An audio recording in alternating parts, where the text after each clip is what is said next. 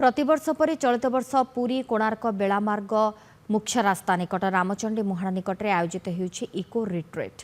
यार उद्घाटन करछन्ती मुख्यमंत्री मोहन माझी समेत पुरी जिलार 5 विधायक।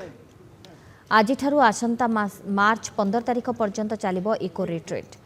पर्यटन विभाग पक्षर बेलामार्ग में निर्माण होइतिबा deluxe cottage, premium cottage, president villa, royal cottage भली मोट 70 रु अधिक तंबू घर निर्माण होइछि। यार मूल्य गोटे राति पिछा 5,000 रु 35,000 टंका पर्यंत रहिछि।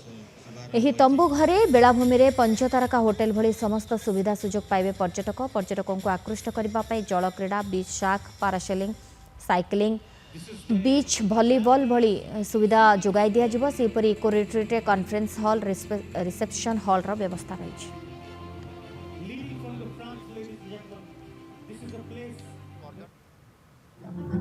आमे लोकों को आम ओडिशा को आनिबा, ओडिशार संस्कृति, ऐतिह्य एवं पर्यटन क्षेत्र में आज ये इको रिट्रीट माध्यम ही गोटे बहुत बड़ आमे ये प्लाटफर्म आज सामान को एठी बंगोपसागर बेलाभूमि रे जेभली भाव से एठी आसीबे एवं एठी आमर खाद्य एठी समाने प्रकृतिर ये जो परिवेश भितर आधुनिकतार सहित तार समन्वय किपरि भाव में कालतीपात करेंगे, रे मजा ने खुशी ने आ ये इको रिट्रीट आज तार शुभारंभ होइछि।